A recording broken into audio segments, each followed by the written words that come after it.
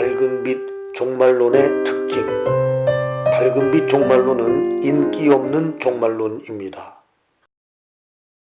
대부분의 종말론을 증거하는 분들이 휴거의 때가 가까웠다, 휴거를 준비하라고들 하는데, 여기서는 극소수의 성도들, 즉 장성한 믿음의 경지에 이른 분들만 휴거되고 나머지 대부분의 목회자들과 성도들은 대환난에 들어가게 된다고 증거하기 때문입니다. 밝은빛 종말론 증거자들은 사람들이 좋아하든 싫어하든 그들의 비위를 맞추어 증거하는 것이 아니라 순수한 무교병과 같은 하나님의 말씀 그대로 종말론을 증거합니다. 그러나 하나님의 은혜로 들을 귀 있는 성도들은 들을 것입니다. 요한계시록의 다양한 해석들 중에 어떤 해석이 바른 해석인지 분별하기 어려운 가운데 많은 증거자들이 저마다 자신의 증거가 옳다고 증거하며 열변을 토합니다만, 정작 하나님의 뜻에 가장 접근한 종말론이 밝은빛 종말론이라는 증거가 몇 가지 있습니다. 첫째, 밝은빛 종말론에서는 구약 성경에 감추인 모형적인 진리를 중심으로 요한계시록을 증거하는데, 놀라운 것은 이 모형적인 진리 안에 요한계시록의 난해한 말씀들을 해석할 수 있는 중요한 열쇠가 있다는 사실입니다. 가장 중요한 모형적인 진리는 이스라엘 민족의 출애굽부터 솔로몬 왕이 예루살렘 성을 완공할 때까지의 500년 역사가 성도들이 처음 예수님을 믿고 구원받을 때부터 점진적인 성장을 거쳐 완덕에 이르기까지의 과정에 대한 모형적 진리라는 것입니다. 또 고린도전서 3장 16절의 말씀처럼 모세가 만든 성막과 뜰의 구조가 사람의 영적인 구조와 천국의 구조에 대한 모형적 진리라는 것입니다.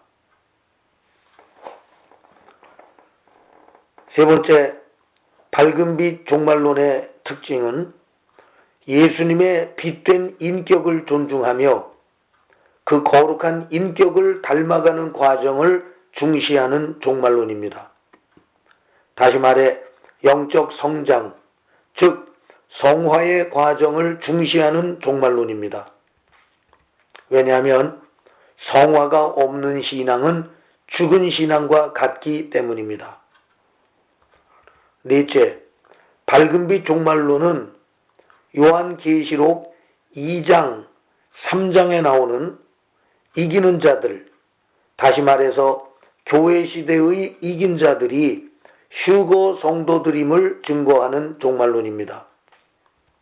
교회 시대의 이긴 자들이 바로 예수님의 신부들이고 천국의 새 예루살렘 성에 들어가는 자격을 갖춘 분들입니다. 교회 시대의 이긴 자들에 대해 모르면 요한계시록의 해설이 바르게 될 수 없는 것입니다. 다섯째, 한국교회는 사도신경에서 한 문장, 즉 He descended into hell이 빠진 사도신경을 가지고 신앙 고백을 하고 있습니다. 그러나 영어 성경을 비롯한 외국의 성경들은 이 문장이 포함되어 있습니다. 한국 교회는 사도신경에서 이 문장을 뺀 결과 예수님께서 십자가에 달려 죽으신 후 음부에 내려가셔서 죽은 자들에게 복음을 전하셨다는 말씀, 베드로전서 3장 19절과 4장 6절이 해당되는 말씀입니다. 이 말씀을 제대로 해석하지 못하고 있습니다. 요한계시록은 영계에 대한 성경적인 이해가 없이는 바르게 해석할 수 없는 말씀입니다.